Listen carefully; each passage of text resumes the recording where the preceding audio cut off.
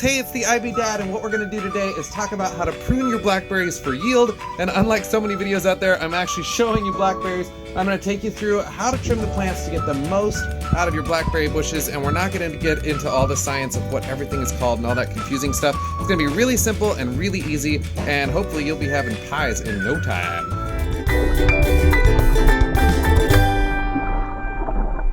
Great job coming to YouTube so that you know what to do rather than just experimenting with these as I did. You can see we grow a lot of crazy stuff. I built this ridiculous planter when I first got sick and was like, I need to grow all of my own food for organic and cancer fighting purposes. But I planted some blackberries in this big thing that I built, and they have gone extremely well. You don't have to plant them in that, but I want to warn you real quick as you plant blackberries about something to be careful about. So the first thing to know about blackberry plants is that they are crazy weeds. They will grow everywhere. So like, look at the growing out of the ground underneath the planter here. I started with one over there and it shot roots all the way underground to over here. And you can see there's some growing right here in the grass, over here in the grass. So when you plant them, just beware that they're going to pop up. The best thing to do is just mow them over if they're in the grass, or pull them up as best you can if they pop up in places you don't want them, like on the other side of the sidewalk.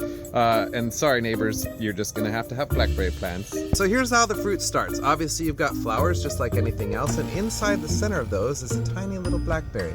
And it will turn into pink ones and then red ones. And those are real sour, don't pick them yet because they're gonna turn into black ones of deliciousness. So here what you've got is 3 different kinds of canes. You've got new canes, they are green. You've got old canes, they are purple. And then you've got dead canes, they are brown. The new canes sprouted this year. The purple, the old canes, sprouted last year. Those are the ones that fruit. And then the dead canes are 3 years old. So that's kind of the life cycle of the plant. You don't get anything out of the new canes, but you want to leave them. You do want to prune them though, and what you want to do is trim the green canes so that they don't overgrow, and then the next year you will get awesome production from the purple canes. As far as when to trim them, basically in the early summer is when you're going to start getting fruit, and that's when I would make sure that they're not more than 5 feet tall. So we follow this green cane up toward Adventure for 8 Bus. You'll see that it goes up and it continues until I chopped it off. Now why did I trim it is you don't want to spend all of its nutrients and energy growing out length and length and length, because you're going to funnel all of that into building branches, which is where the fruit is going to come from. So as we follow this cane, this is about 5 feet and it'll just keep growing forever. So what we're going to do is just trim it where I want to be picking blackberries. Boom.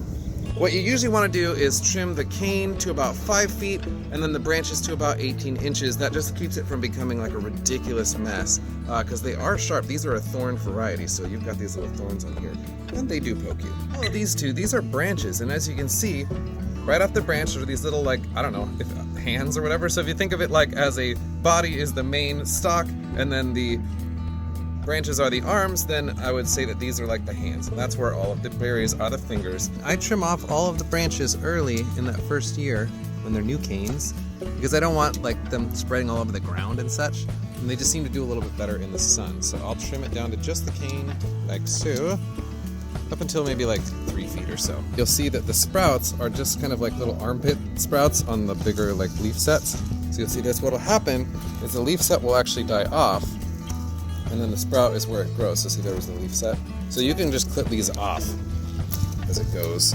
So it's again putting more energy into the plant.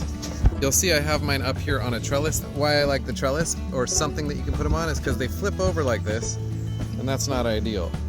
So what I'll do is I'll trim it to 5 feet and then tie it up there, and then later we're gonna have this situation going on. I've got a pretty long branch here because I just had the opportunity and I wove it through the fence here. I was mostly just experimenting. That is helpful to have it tied to something. You can just do like a horizontal piece of wire that the canes spread out from, or a fence as you've seen, or this trellis. But we're picking blackberries. How are they going? Good. Yes, look at that. In the spring/winter, I would suggest that you cut down any of the old canes. Those are the purple ones because they're gonna turn into dead canes, and it's a lot easier to remove them in that stage than when they're like tough sticks full of thorns and death. And they generally do this kind of thing. The center one will ripen, and so you pick the center one, and then these outside ones will ripen. And there's usually like, say 5 to 7 on each little clump of what were flowers and are now delicious blackberries. I encourage you to have a bucket, just drop them in there like that. You're gonna wash them later. For picking them, it's super easy. I recommend just putting 2 fingers kind of behind and pulling towards you like this. This avoids crushing them and getting your fingers all purpley. Sometimes that's gonna happen just because they get a little overripe. But that is a great way to pick them. And if they just pop right off, they're just right. If they're hard to pull off, they're probably a little bit purple. That's fine, they can still ripen on the counter or in the fridge. And if they're just squishing in your hand, you might have waited too long, but they'll still be good.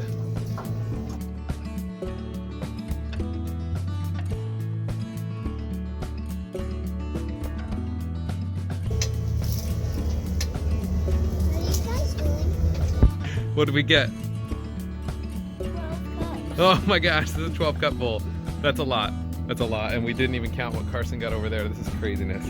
Thanks for watching. I hope this video was helpful. I hope that you'll be eating delicious blackberries in no time. If you do, make sure that you come back and comment on this video. I hope it was helpful. I tried to keep it simple and not using all the like horticultural names and all that nonsense.